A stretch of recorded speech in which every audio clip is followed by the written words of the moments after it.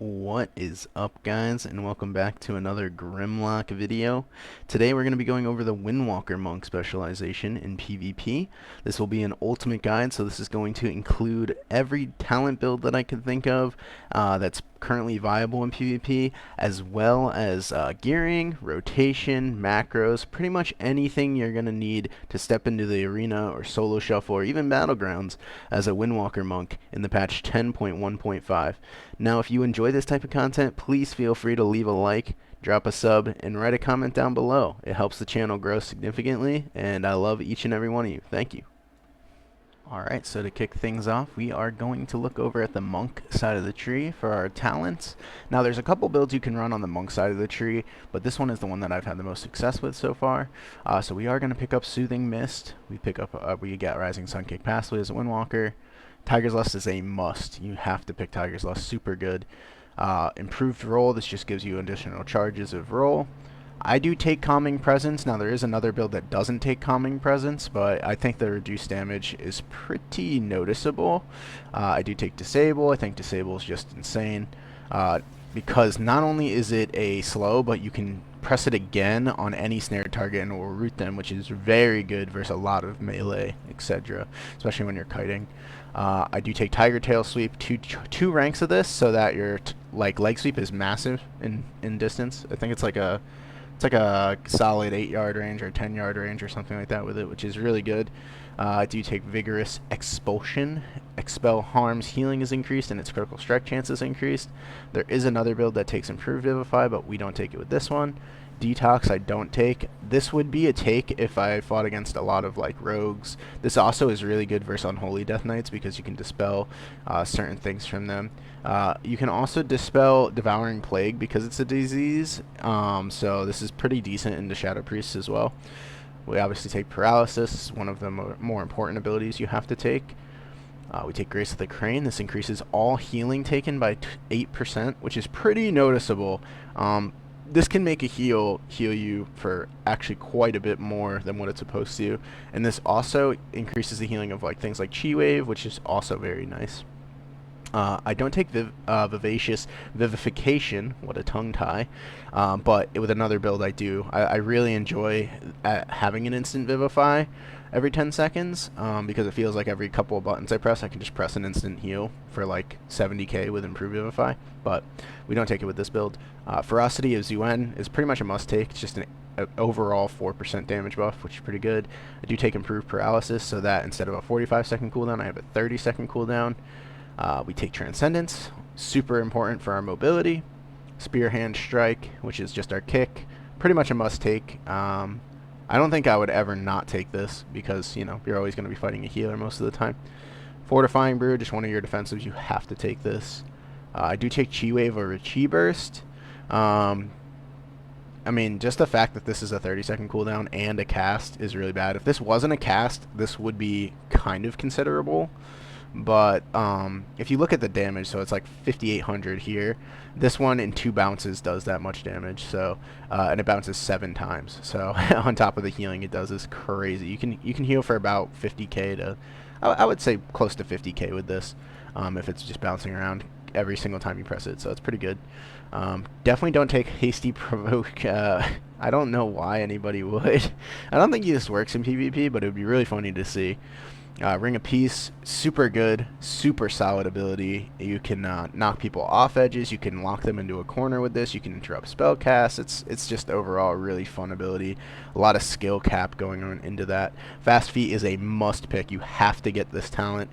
If you don't get this talent, you're going to do a significant amount of less damage. I do take Celerity. Now this makes it so that we have 3 roll charges in total, and rolls cooldown becomes 15 seconds instead of 20 seconds, which is really good.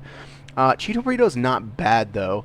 It would be a 20-second recharge with 2 charges, and it makes you move 10% faster, and it rolls further than roll. So I feel like Chi Torpedo versus things like maybe Destro Warlock could actually be pretty good because of well, Warlock in general, not just Destro, but because of Gateway and stuff like that.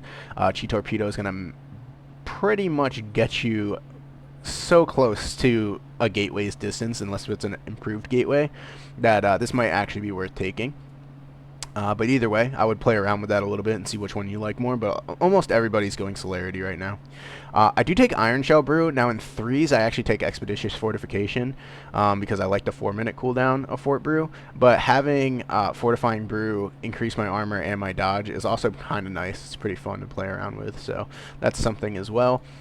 Note that if you take Iron Shell Brew, because it increases your dodge chance by 25%, if you're fighting melee, when you pop Fortifying Brew, you're going to want to face them as much as possible. Just like if you're foffing them, you're going to want to face them as much as possible. That way, the dodge actually applies. Because if you don't, it's just a 25% armor, and this is kind of like a wasted talent at that point. You really want to get the use out of the dodge.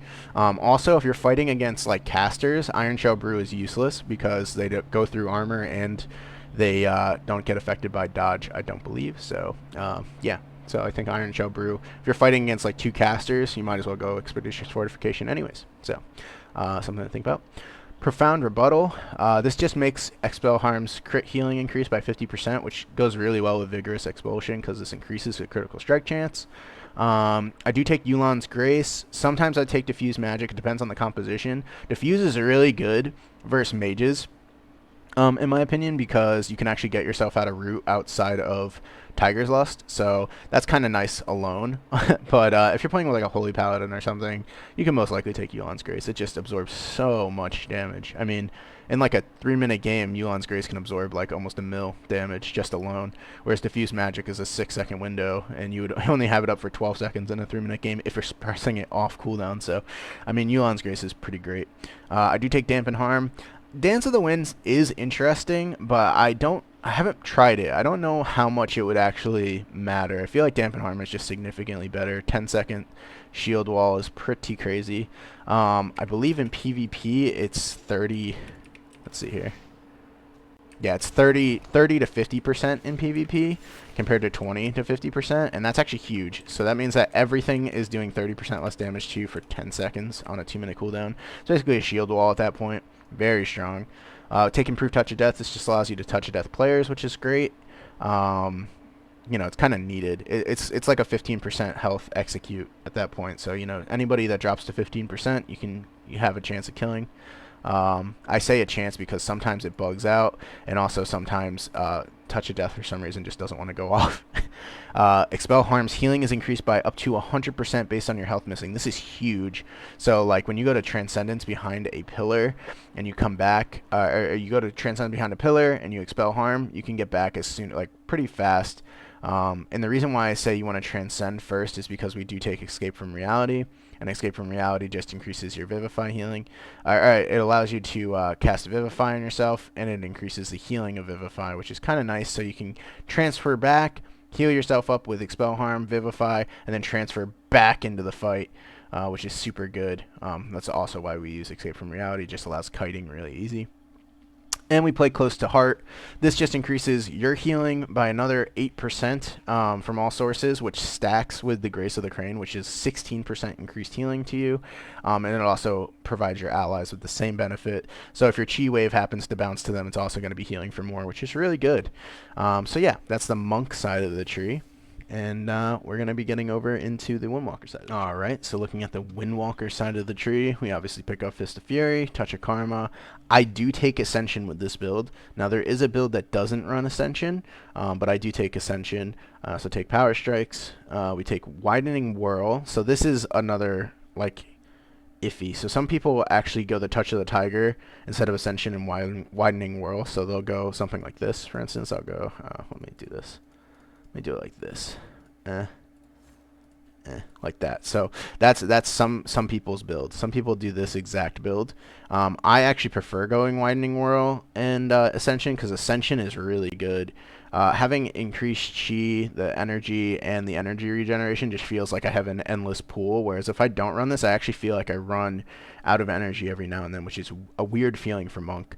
So Widening Whirl, I go, and that way we just have a pathway to the Mark of the Crane, which Mark of the Crane is really good. I'll explain that in a second. I do go Flashing Fist. It's just an overall increase to your Fist of Fury damage.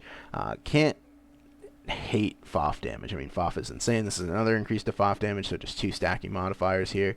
And this is interesting. When Fist of Fury deals damage, it has a 5% chance to refund Chi. Now, a lot of people actually don't like notice this, but if you're like hitting into, say, an Unholy Death Knight or a Demo Warlock, for instance, you're actually like getting like close to like 25 to 30% chance to just refund chi, which is kind of nice. Just a way to generate chi back with FOF. Also, we go Mark of the Crane, like I said. This basically, it allows it so that every single time you hit a new target, stacking up to 5 times, your spinning crane kicks damage is basically increased by 18%. So it can stack up pretty heavily. You can do almost 80% increased damage with your spinning crane kicks, or around 90. I think it's 90% increased damage with your spinning crane kick if you stack it up to 5 times, just hitting different things with your Tiger Palm, Blackout Kick, and Rising Sun Kick.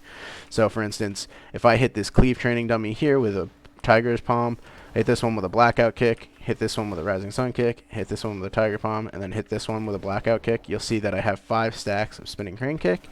Now, if I spinning crane kick here, you'll see they do way more damage than if I spinning crane kick one target at a time, and it only has 1 stack. So spinning crane kick does a pretty good amount of damage when you're actually stacking it, and that plays into Dance of the Chi, which is later on. But yeah, Mark Crane, super good versus pet classes too, because just remember to Tiger's Palm, like, BM pets and stuff like that, because you actually gain Alpha Tiger from that too, which is pretty crazy, because it says this effect cannot occur more than once every 30 seconds per target. So that means you can actually gain it more if you're hitting pets. So something to think about. Just make sure you hit pets a lot. You're going to hit pets a lot as a Windwalker, just to get up as much Mark of the Crane as possible. Flying Serpent Kick, just a super good gap closer. You fly 40 yards, which is insane. It's like double the distance of a roll. And when you land, if you reactivate it again, it's an AoE, basically Chain of Ice. It's a 70% slow, which you can disable off of, and it allows you to root people, which is really nice. So if I like Tigers, boom, land, and then I do this, it'll also root. You'll see here, rooted, which is really good. So you can instantly root people from a range pretty much with your Flying Serpent Kick. Kind of crazy. Glory of the Dawn. This is really good. Rising Sun Kick has a 25% chance to trigger a second time, dealing 6,000 physical damage and restoring 1 chi. So it's pretty RNG, and it doesn't mean what it says. It says it has a 25% chance of triggering an additional time, but I don't think you can actually get 2 full Rising Sun Kicks back to back. It's like Rising Sun Kick, and then you deal this extra damage and restore some chi. It's not like it triggers, and I don't think it triggers an extra time. I feel like I've never hit somebody for like 400k with a single Rising Sun Kick. You know what I'm saying? I might be wrong on that, but I'm 90% sure that it just doesn't work that way. Yeah, it triggers like that. Like, you'll see some extra damage. Obviously, that's Shadow Flame damage there, but either way, I don't think I've ever seen it trigger a second time and do a full, like, massive burst of damage. Shadowboxing Treads, this is really good. Just increases your Blackout Kicks damage, but it strikes an additional 2 targets. So this allows you to cleave. So like, say you're playing the Walking Dead, and Walking Dead cleave, which is Death Knight, Windwalker Monk, for anybody that doesn't play that. The Death Knight can grip into like a blind, and then you leg sweep the whole team, and now your Blackout Kick will also do damage to those targets as well as your FOF, stuff like that. So you're just cleaving people down as much as possible. Also your spinning crane kick too, which is really good. I do take Serenity. Now, I've been toying with the idea of playing Storm, Earth, and Fire. Storm, Earth, and Fire is pretty good right now, considering they just buff Whirling Dragon Punch, and they do mimic that, which is really good. And also, the uptime on Storm, Earth, and Fire is a lot longer than Serenity, because you have 2 charges of it, which is really fun, really good. Yeah, it's something to consider for sure. Serenity is just so crazy good, because not only does it increase your damage by a decent amount, it makes all of your chi consumers free, so you don't actually have to build up chi. You can just burst instantaneously, whereas with Storm, Earth, and Fire, you have to like build up chi in order to burst, so there's a build up window. Serenity is just instantaneous. Strike of the Windlord, crazy strong ability. I hit people pretty much average for like anywhere from 150 to 170k with just the Strike of the Windlord, not to mention the Thunder Fist on it, because it actually strikes twice. A lot of times people see like, oh, it hit for like 70k, but it actually hits like 70k, 50k, which is, 120k, which is kind of crazy, and that's like non-crit. Crit, it can hit for pretty insane. I've hit for over 200k with just this one button. So Strike of the Windlord's still crazy strong. We do take Dance to Chi-Ji, like I said. So basically what this does is every single time I spend Chi, I have a chance to make my Spinning Crane Kick free. Of course, it's probably not going to proc for me while I'm trying to show you guys this. But every single time I spend Chi, there it is. I get a proc here. It'll highlight it, and it does way more damage. You see it does like, you know, pretty massive amount of damage. Now that, stacking with the Mark of the Crane, you can actually hit for like 40k Spinning Crane Kick ticks in an AoE, which is actually pretty disgusting. It's basically like an extra FOF while your FOF is on cooldown, so it can do pretty good damage if you stack it up right. We take Drinking Horn cover. Now this is every single time you cast a Chi spender, so your Rising Sun Kick, Blackout Kick, Fist of Fury, Strike of the Windlord, Spinning Crane Kick, any of those increases the duration of your Serenity, which is really nice feeling actually, because Serenity only lasts 12 seconds, but because you get to use Chi spenders for free, you're just like spamming Chi spenders back and forth, back and forth, back and forth. So you actually extend it to like upwards of 17 to even like 18 seconds long, which is a pretty crazy long burst for a 1.5 minute cooldown. Now it's not Paladin Wings, but it's pretty close to that. Do take Teachings in the Monastery.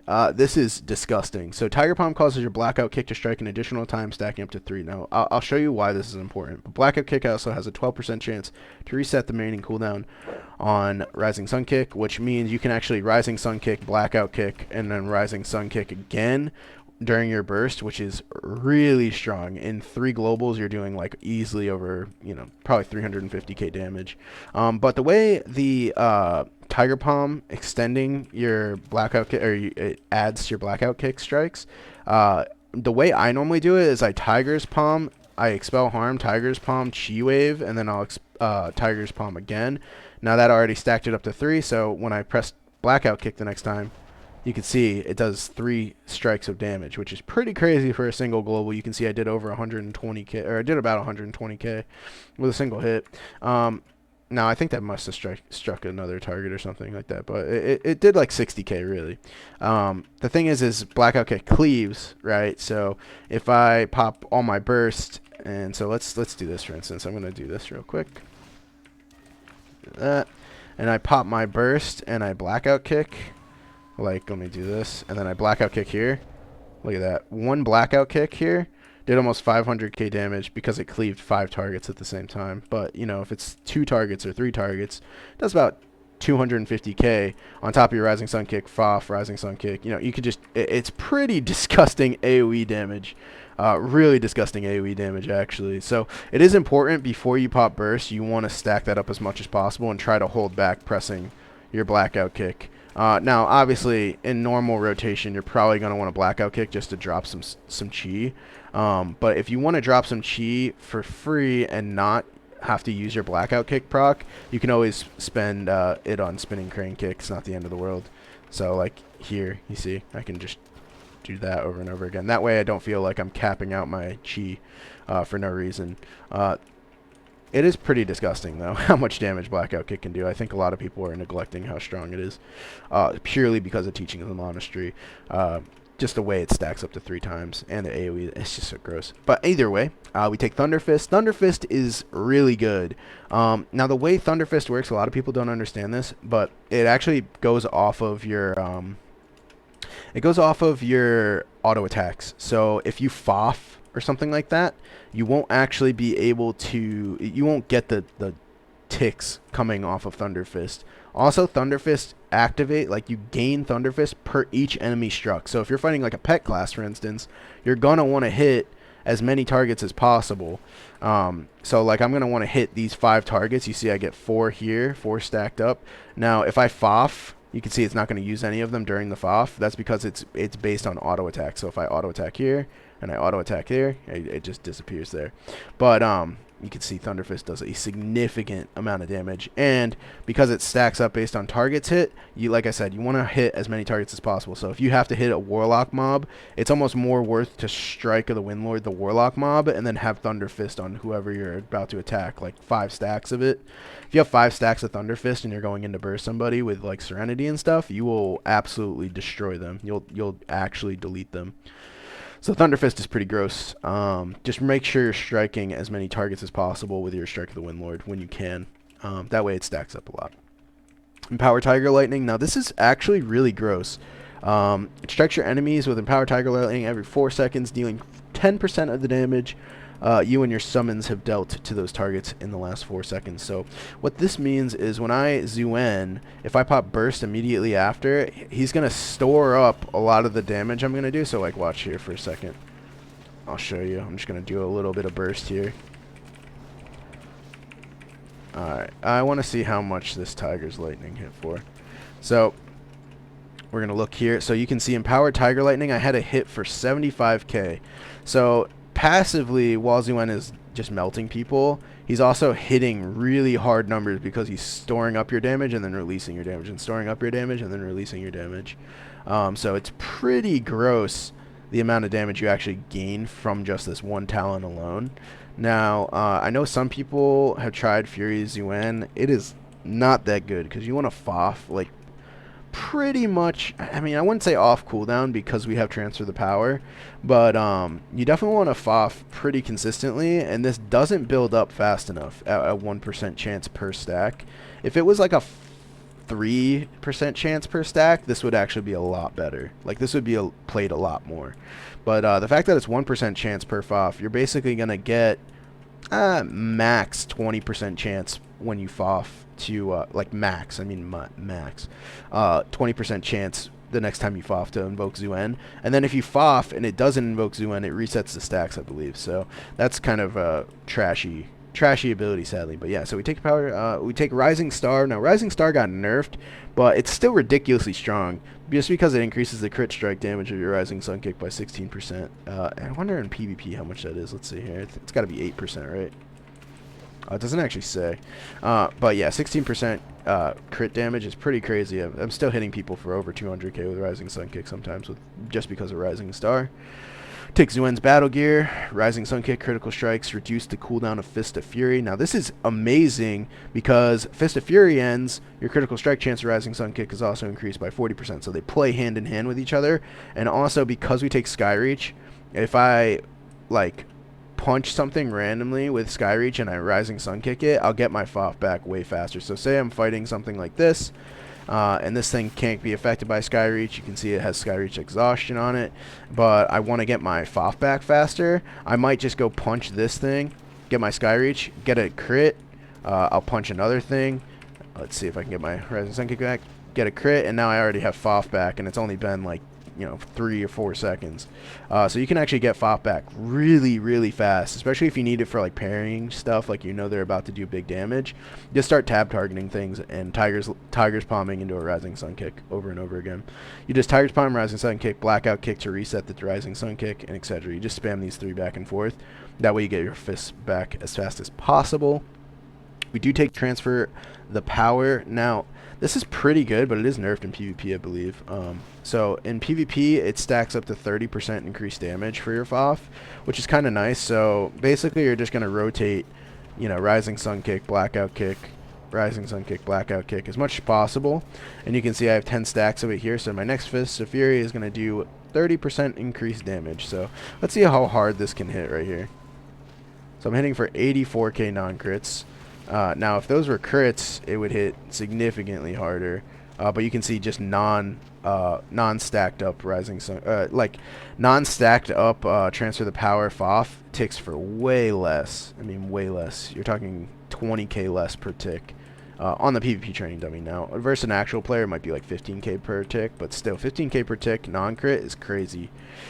So yeah, stack up Transfer the Power as much as possible in the mid game. This is something that you're going to want to do pretty much as possible. You're going to want to be able to get this stacked up before you FOF every time, because it's just such a high damage increase. The fact that it stacks up to 30 is really crazy, and it's pretty easy to stack, especially if you're just doing a standard rotation, so I already have it, and it lasts 30 seconds, which is really nice because by it lasting 30 seconds, it allows you to kind of hold on to it for a little bit if you needed to. It's not like you have to immediately FOF the second you get it up. But yeah, it's pretty gross. Pretty insane damage from that.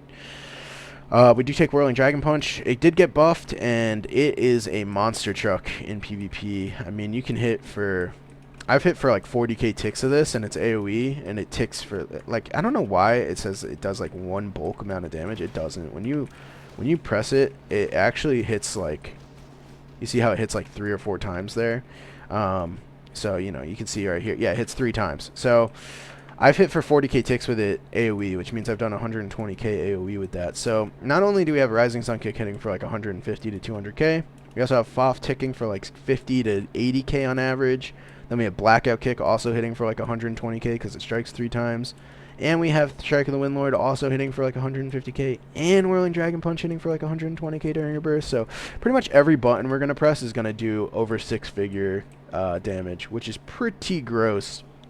Pretty gross. This spec I run Faeline Stomp. Now, Faeline Stomp is really interesting.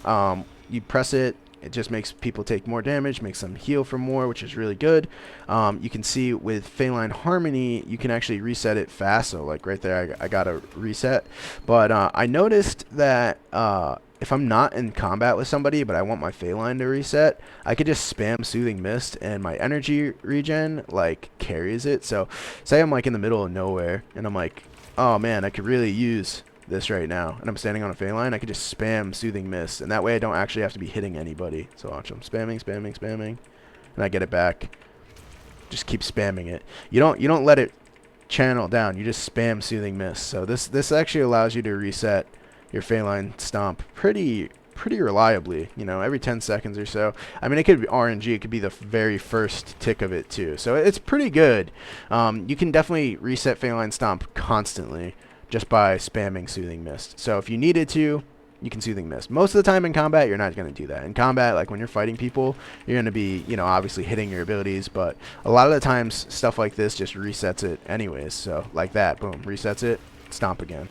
So you're going to be pressing it pretty much off cooldown, just because it increases your raw damage by 12%. You want as much uptime on that as possible, because 12% damage is just kind of nice. It's pretty raw in general, so you definitely want to be able to reset Faeline Stomp and use it pretty much off cooldown. Also, the AoE heal from it is like low-key kind of nice. It's kind of like a cool build-up, so I like that. We do take Sky Reach. I don't take Sky Touch because Sky Reach is just better in PvP. It allows you to dash to a target. This basically makes you unpeelable if you're good enough at using your mobility. You can just sit on a target forever, especially because you have Disable and you also have Flying Serpent Kick. So yeah, Sky Reach is pretty gross.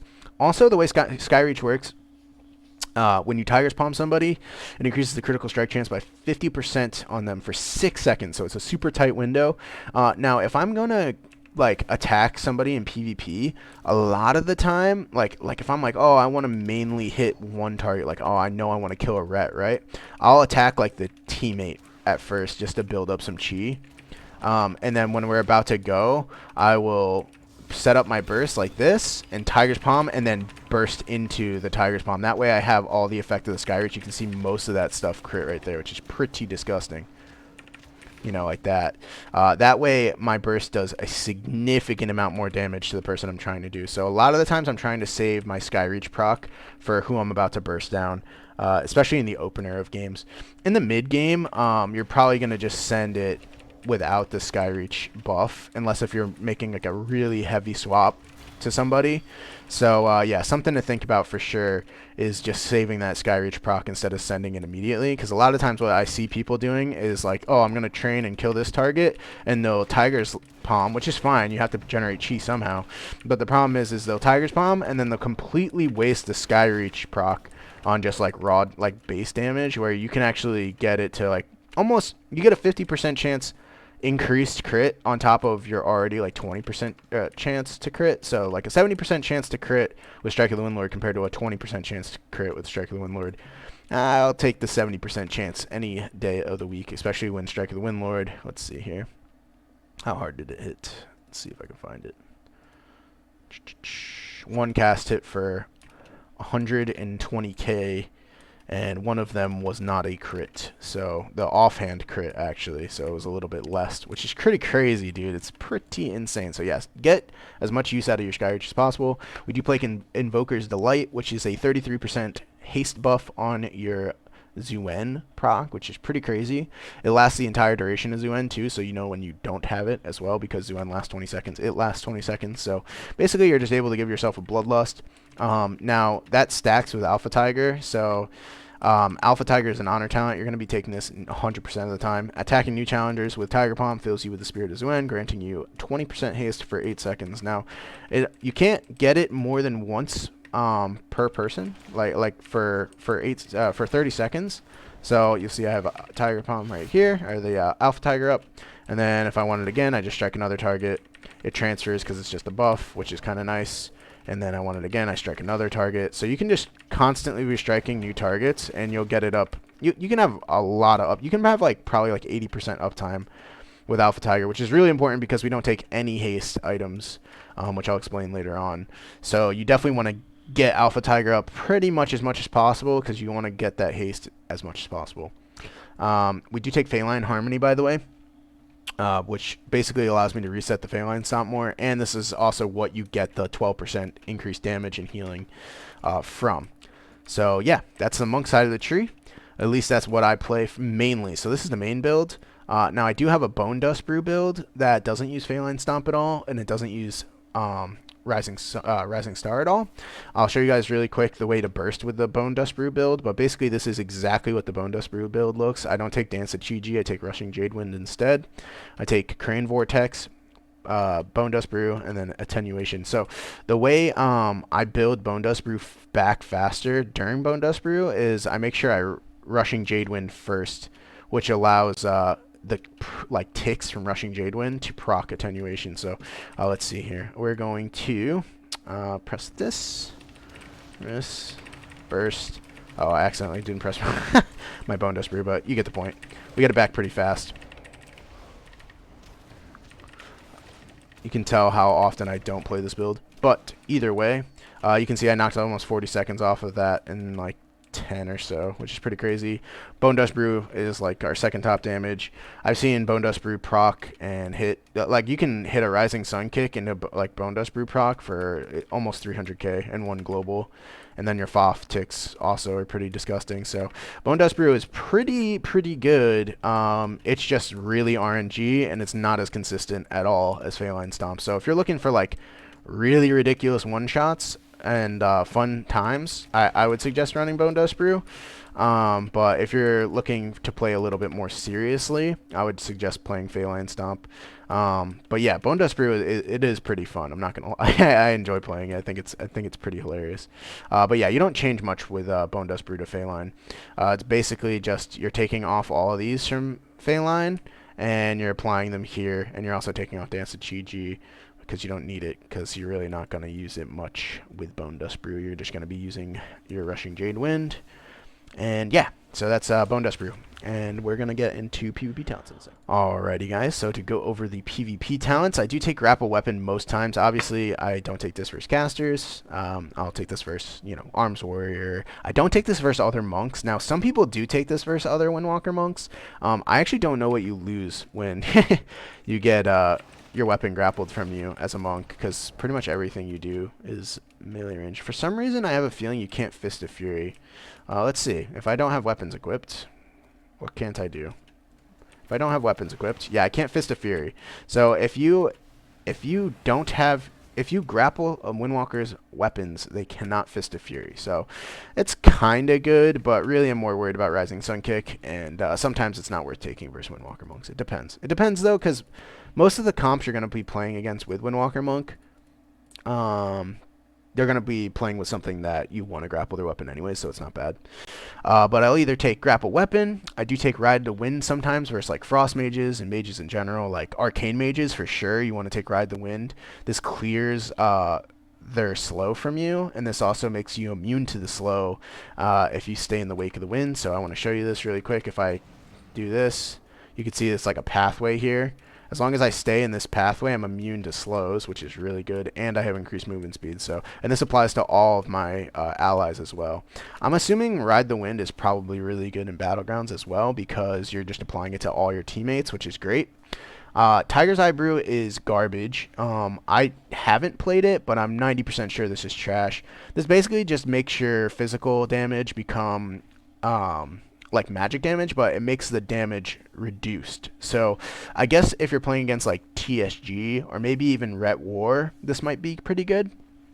Because this makes your FOF and your Rising Sun kick and your Blackout kick do bypass all of their armor.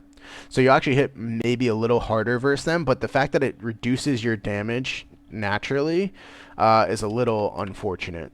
Also, you have to stack up Tiger Eye Brew before you use it, so the stack up process can take a little while because it's every 3 chi you consume, you get 1 stack.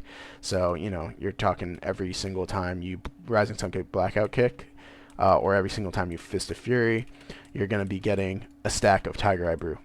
So I don't play it that often, but it's interesting to try for sure. Reverse Harm is super good. Increases the healing done by your Expel Harm, and your Expel Harm now generates 2 chi, which is great because a lot of the times when you walk into an arena, the first things you do is you press your Transcendence on a pillar, and you're going to Expel Harm so you gain a chi just to start off the fight with and get this going on cooldown. Because you basically want to press Expel Harm off cooldown while you're fighting. It's just another way to generate chi, and the fact that this generates 2 chi is really nice and really good because you can just Expel Harm into a Rising Sun kick, which, like I said, if you want to save your Sky Reach proc, you can Expel Harm and do Rising Sun kick, so you don't have to Tiger's Palm just yet. So that's not too bad. Disabling Reach, it's just a 10-yard range on your disable. This is really good versus high mobility classes because a lot of the times they're going to try to get around you. Also, versus certain classes like rogues, I know they have extended reach on their weapons. They can hit you through a pillar. You might be able to actually disable them through a pillar if they can hit you through a pillar with their auto attacks. So if you're like running on a pillar like this versus a rogue, you might be able to disable them through the pillar because of the 10-yard reach. I know that's weird, but yeah, it's just the way the interaction works. So yeah, you might be able to slow people through a pillar and root them. Same thing with like warriors. It's also really good for kiting around a pillar. Say a warrior's chasing you, you can kite around the pillar and disabling reach him over and over again, and he can't actually hit you because he's melee range and you have a 10-yard range, which is really good. Grapple weapon, also super good. It's just a disarm. It's a range disarm. This is stupid good versus marksmanship hunters.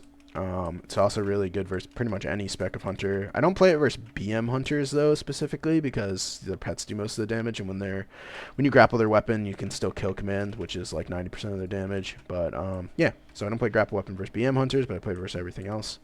Windwaker, I don't take this because one, I don't get the Windwalking talent, but I don't think it's that important. I feel like if you're gonna take something that's very similar to this, I would rather take Ride the Wind.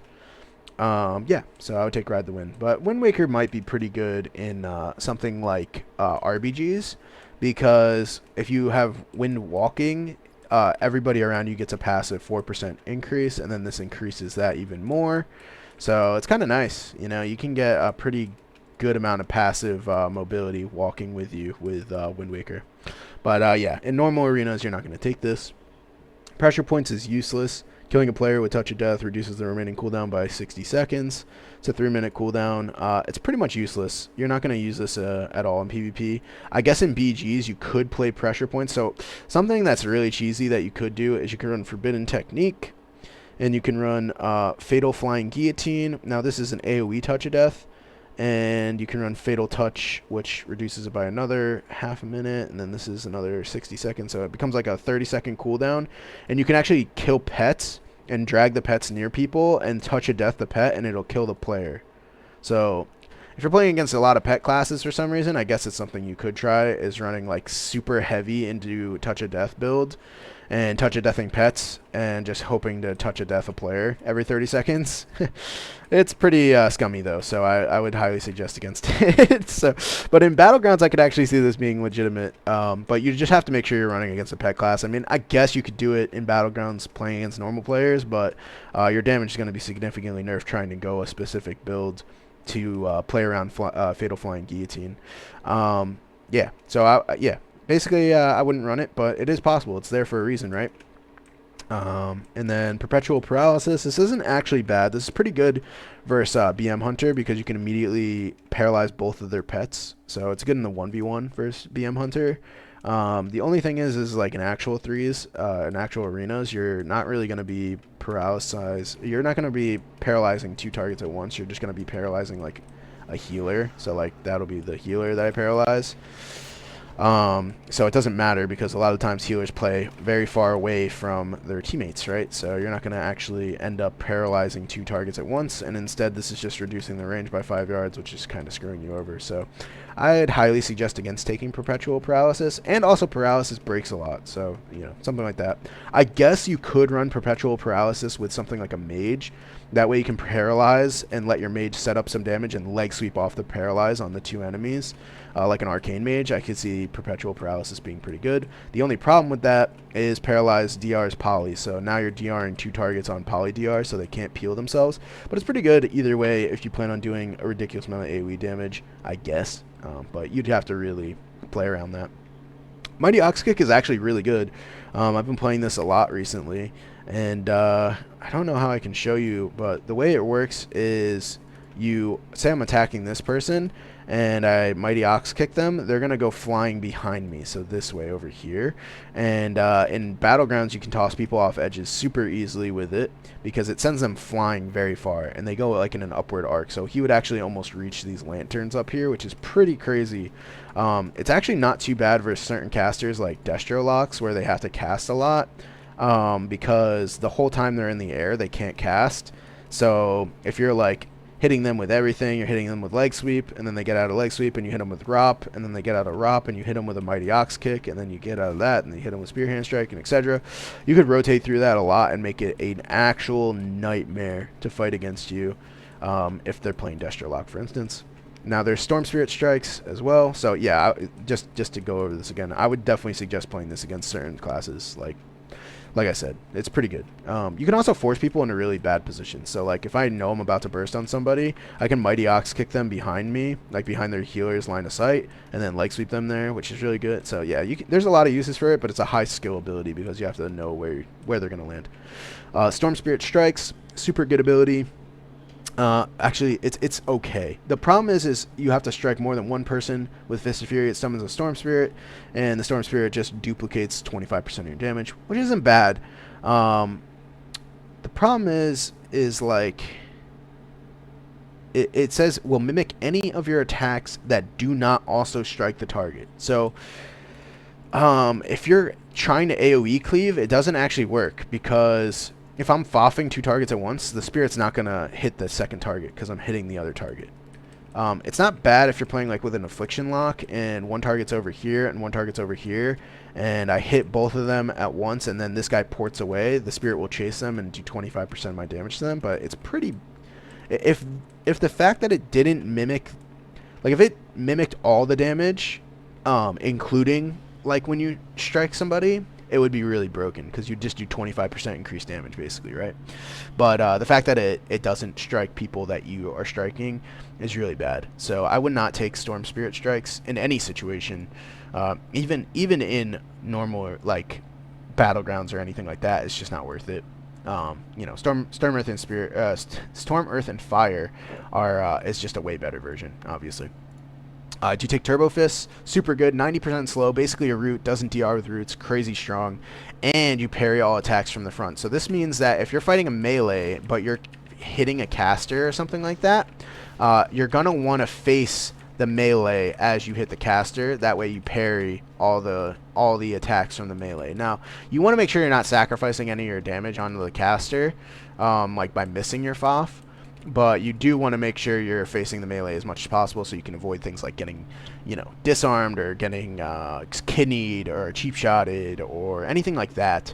Or blade stormed. You can turbo fist an entire blade storm and just eat it because it's just parry, parry, parry, parry, parry, which is pretty crazy for a 23-second cooldown to have that built into it. So yeah, turbo fist is basically a must pick.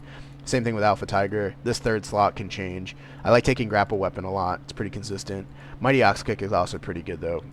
So, yeah, I would suggest trying out your own thing for the third slot, but Turbo Fist and Alpha Tiger are your main go-to. So let's get into gear. Alright, so looking at my gearing, basically Windwalker Monk right now, you want to go full on Mastery. Haste doesn't matter that much because you build Haste passively with Invoker's Delight and Alpha Tiger. So you actually don't have to stack Haste at all, really. You just want to focus super heavily into Mastery. I have 40% Mastery standing still, and in PvP combat I have 44% Mastery. So yeah, and it's pretty disgusting because basically what Mastery does for Windwalker Monk is every single time you use an ability that isn't a repeat of the previous ability, it deals X amount of more damage depending on what your mastery is, 44% more damage. So during our burst, when we're not duplicating any abilities, you know, I'm not going to spam blackout kick, blackout kick, blackout kick. It would nullify the purpose of our mastery. The whole point is to basically combo strike. So you're gonna do Rising Sun Kick into a Blackout Kick into a Rising Sun Kick, or Rising Sun Kick into a Foff, or Foff into Rising. You know what I mean? So you're and if you have to do two abilities back to back, so say I'm like out of things to press and I'm like, oh, I want to Blackout Kick again, just like Expel Harm, because it actually it's considered an ability for combo strikes. And the way I can tell that is by, if you look at hit combo here, each successive attack that triggers combo strikes in a row grants 1% increased damage. If I press Expel Harm, it triggers a hit combo. And if I press Chi Wave, it also triggers a hit combo. So if I have to use two abilities back to back, like say I want a Tiger's Palm twice in a row, I can Tiger's Palm Chi Wave, Tiger's Palm Expel Harm, Tiger's Palm, and that would be 3 Tiger's Palms in a row without doing any other form of damage ability, just to stack up as much Chi as possible. And it'll allow my Tiger's Palm to get affected by the mastery the whole time, which is really good. But either way, going over the gear here, we do take the set helmet. The only thing I don't get that's not set is my legs. I like the Verse Mastery legs. I think that's super strong, especially because the chest is also Mastery. And if you look at the legs, I believe they are not Mastery. Let's see here. Yeah, they're Crit Haste. So you want to make sure you get the Verse Mastery PvP legs. Everything else for Bane piece is a set piece of gear. Because either has Mastery or Versatility on it. You're looking at the Verse Mastery Gladiator Amulet. Now, I have seen some people playing there's a crafted amulet you can get that gives you less versatility but more mastery. That's super min-maxy. I honestly like the neck being higher verse, lower mastery, and going 2 crafted rings instead. But yeah, so there's that. We do take the Undulating Spore Cloak, which is our first embellishments, which is Verse Mastery, and it's just a really, really strong shield every 2 minutes when you drop below 30% health, just making you even more tanky as a Windwalker, which is pretty gross. Like I said, set piece here. We do get the crafted Lifebound Bindings, which is Verse Mastery. We made these ourselves just to have best in slot. If you can't craft them just yet, I would highly suggest going and doing World quests and PvP and stuff like that, and getting the Scale Warden's leather wraps and upgrading these to the 447 piece. It's basically, it's like similar, you know, it's similar enough. This is just really min-maxy again. Same thing with the belt. You can get the belt from World PvP and upgrade that to rank 2, and it's a 447 item level piece as well. But you can see we actually we made a Verse Mastery belt that's 450, so my PvP item level is 450. It's maxed out. We do take the set gloves. Set gloves are really good because they also give you Verse Mastery. I don't think any piece actually gives you Verse Mastery besides the gloves, so the gloves are actually one of the better pieces for Monk to get for set. We do take that belt, and this is the second embellishment we get, which is Infurious Foot Wraps of Indemnity. And basically, when you apply a loss of control effect to your target, you interrupt them or you dispel them, you gain 510 primary stat. So this is really good because none of our abilities actually proc this outside of like leg sweep, really. So you're gonna see here, I'm gonna leg sweep my target and I'll get the proc immediately. Just do massive damage here. Oh my garage, man, it's crazy. Yeah, it's pretty gross. You can do like 150k single target, no problem. But yeah, so you want to make sure you're initiating with leg sweep so you get this to actually apply. The only thing is you don't want to like paralyze somebody before your burst, because it'll trigger this before you even burst, and that's not really ideal in any situation. So yeah, you want to make sure leg sweep is the thing that's applying this. You might want to get like a weak aura or something that tracks this, maybe. I don't use weak auras, but yeah, you might want to get something like that if you're a big add-on person. But it is super good. That is the only reason we take these, because otherwise I'd be crafting a Verse Mastery boot. But really, this extra 510 primary stat is super strong. It's like half of a active trinket every 30 seconds, which is really good. Like I said, we crafted both of these rings Now, something to note, you have to craft these rings the way I did, which is a ring-bound hourglass and a signet of Titanic Insight. You can't just craft 2 signets of Titanic Insight because they are unique equipped. So if you craft 2 signets of Titanic Insight, you will only be able to equip 1, okay? So make sure you craft both of these separately. And also, you want to make sure they're Verse Mastery. We go Active Trinket. This lines up pretty well with our burst. It's not ideal. That's the only problem I have with the Windwalker Monk is Zuen's on a 2-minute cooldown. Serenity's on a 1.5-minute cooldown. Strike of the Windlord's a 40-second cooldown. So all their burst abilities feel really off timers, especially just in general with the way the game plays. But I kind of like it. Kind of allows you to free flow a little bit. So yeah, we take on use, and obviously you want to take Medallion so you can get out of stuns and crowd control and stuff like that. Pretty important. And then I also take both of the Gladiator's Claws, which are Verse Mastery. This is pretty solid in general, honestly. I don't think you're going to have a problem with this.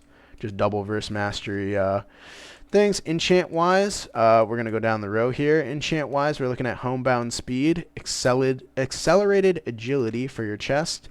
You get the 200 speed boost enchant for your bracers. You're going to get the leg enchant, which gives you 177 agility and 131 stamina. Now, I believe these are called like a fierce armor kit. So if you're looking at the auction house, you might want to type in armor kit and see if that comes up.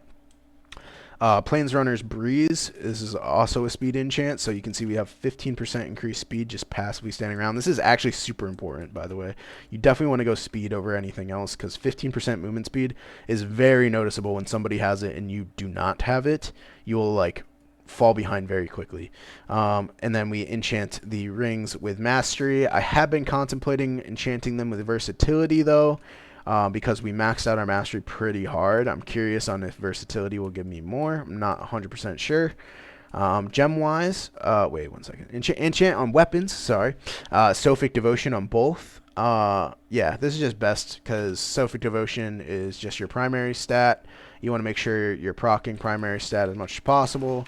It doesn't proc too often, but when it does proc, it is very noticeable in your damage. That it is, yeah, like here's one proc, boom, another 1800, which is more than what our active trinket gives just from an enchant, which is crazy strong, guys. You definitely need to pick up Sophic Devotion for sure. If you don't have Sophic Devotion, you'll notice a significant decrease in your damage for sure. Probably like 20k on Rising Sun Kicks alone, which is pretty crazy. But yeah, I think that's about it. Oh, gems. We're going Mastery Verse in pretty much every gem slot. I just went Mastery Verse. Now, some people are going Verse Mastery. Some people are going Full Mastery. Some people are going Full Verse. You know, play around with it a little bit, guys. See what you like. But this is what I like because I have a ridiculous amount of Mastery and Verse in PvP. Some people like more Verse because it makes you a little bit tankier. I personally like more Mastery because it makes me do a lot more damage. But yeah, play around with it a little bit. But most of the time with gearing wise, you're going to just have 18% crit and 3% haste. This is just passively from the stuff that you have to get, like your set bonuses here. So yeah, so that's about it for gear for the Monkey Boy. Alright, so before we get any further, I want to show you guys exactly how to burst as a Windwalker Monk. So what I mean by this is some people will mess up their rotation, and I still even mess up my rotation, but something you want to make sure before you're bursting on somebody is that you're stacking up your hit combo as much as possible. Now the way I'm doing that, here one second, let me reset this Faeline Stomp. The way I'm doing that before I even enter combat is so say this is the beginning of arena. I place down my Transcendence. I'm going to press Expel Harm. That's my first one. So now I have 10 seconds. If I'm getting to a target, I'm going to Chi Wave. I can also press my Flying Serpent Kick, which is another stack. I can Faeline Stomp, which is the third stack. Invoke my Zuen. And now this is when I'm going to pop my big burst here. I'm going to make sure I Tiger Strike so that I get my Sky Reach on my Foff. Crazy high burst numbers here, guys. Look at this.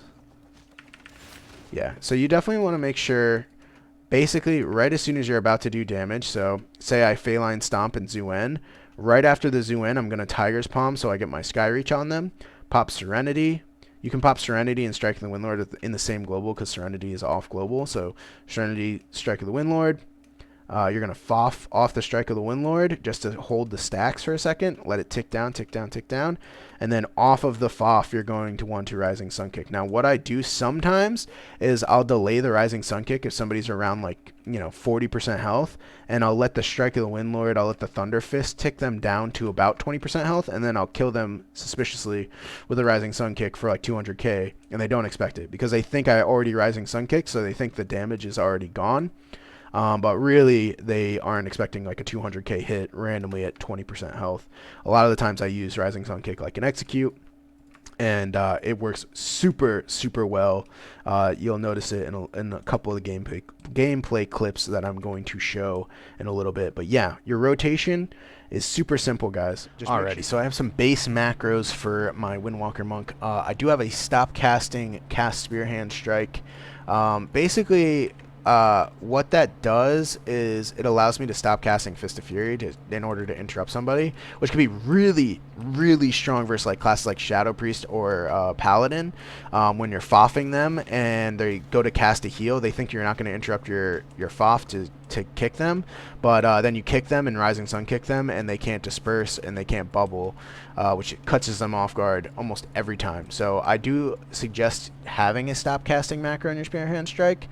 Pretty good. I do also have stop casting at focus Spear Hand Strike. So what this allows me to do is if I have a focus target and I'm fighting one target like this, and I'm fighting, and they're moving towards their focus target, and this person goes to cast something, I can focus kick them without ever having to take my actual target off, which is really strong. Also catches people off guard. You can also roll kick, like you can roll over to people and kick them because kick is off global. So if I'm fighting, I can roll and kick like that, which is pretty strong.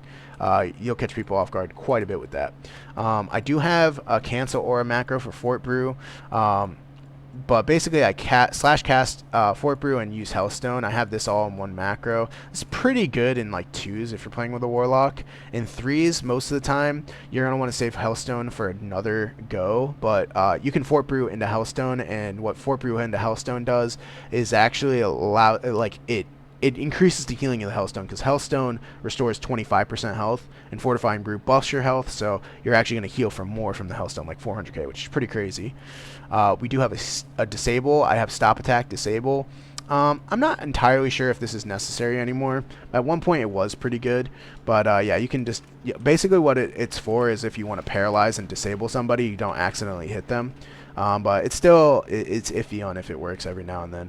But yeah, you're able to paralyze and then slow and then root the paralyzed target without breaking the paralyze, which is really nice. So the stop attack macro built into that. We have focus paralyze. I do have a slash cast at my teammates macro. Now what this is good for, slash cast vivify at my teammates, sorry, I should specify. This is good for if I'm running the improve vivify and vivacious vivification build, because every couple of seconds I'm able to just toss a heal onto somebody that isn't me without having to click like a frame or anything like that. So this just allows me to heal my two teammates. So say my teammate Alec is getting trained, I can instantly heal him with vivify just by pressing a keybind, which is really nice. I do have a slash cast at cursor Bonedust Brew macro. This is for my Bonedust Brew build. This is way I don't have to click my Bonedust Brew, I just place it. I have the same thing for ROP, slash cast at cursor Ring of Peace. So if I'm fighting somebody like this over here and I really want to ROP a heal, I can just instantly place the ROP without having to place it and click it and stuff like that. I really like having slash cast at cursor macros specifically for things that target the ground, especially ROP. It's super strong that way. I do have a burst macro. Burst is just simple. It's slash cast Serenity, slash cast Blood Fury, and slash cast your what's it called, on use trinket. So super simple macro, nothing crazy about that. If you play Storm, Earth, and Fire, you want slash cast Storm, Earth, and Fire. Like I said, I have the focus kick. I do have a focus grapple weapon. Same thing as all the other focus macros. If I want to grapple an off-target's weapon like a warrior or something like that, I do have the ability to do so, because a lot of the times I'm not going to be facing the warrior, or he's going to be across the map, or like a marksmanship hunter, I might not be on the marksmanship hunter at the time, might have to grapple a weapon away from him so he can't rapid fire my teammate, stuff like that. But yeah, that's basically it for macros for Windwalker Monk. Super simple, nothing crazy, at least I don't think. There's nothing too important that you have to press or click or anything like that. It's all just, you know, a lot of it's focus macros, and some of it is the at cursor macros. So nothing crazy. Also, I do still target with macros in arena. So like I slash focus arena 1, slash focus arena 2, 3, and then also I have target macros for arena 1, 2, and 3 here. And I also have focus target. So if I want to focus the person I'm targeting, so say I'm targeting Root, and I want to focus him, I can just put him on focus with a focus target macro, which is slash cast focus, or slash focus space target. Super simple. It does just swap your focus around. This is really good for battlegrounds. I say this in my other guides, but it's super good in battlegrounds. And yeah, that's basically it for Windwalker Monk macros. Alrighty guys, before I wrap things up with this video, I'm going to show you guys some gameplay clips of my Windwalker gameplay in a solo shuffle. And you can see just how ridiculously bursty this class is. I will do an outro after the gameplay clip, so if you want to stick around for that, just feel free to do that. If not, I'll see you guys in the next video. And please remember to like, sub, and leave a comment below. Peace.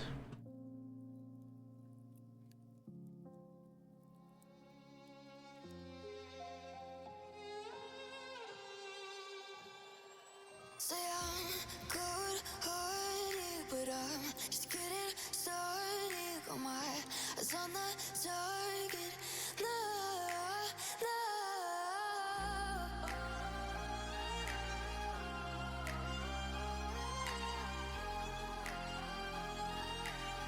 Till the battle's won, till kingdom come.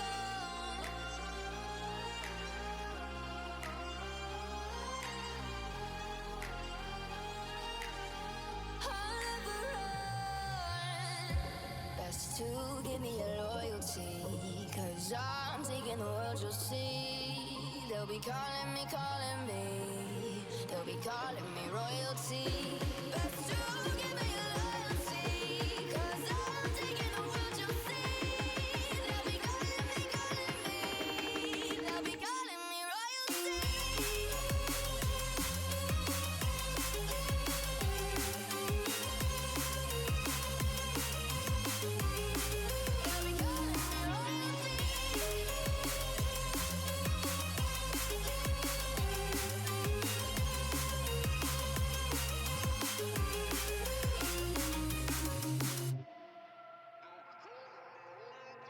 Say I'm dangerous, 'cause I broke all the cages. No, I won't sit and take it. No, no. They left me for dead, I guess I'll never learn. Every time I break, there's just more pain to burn. They'll never, never, never learn. Alrighty guys, that is it for my Windwalker Ultimate Guide for the patch 10.1.5.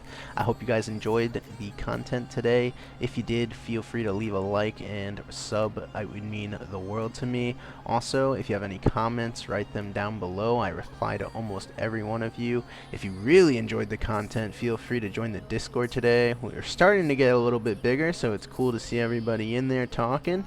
And also, feel free to join and follow my Twitch stream, which will also be in the description below.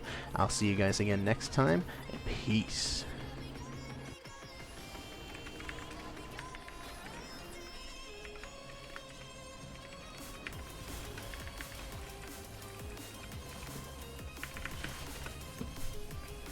What can I say? I'm the GOAT.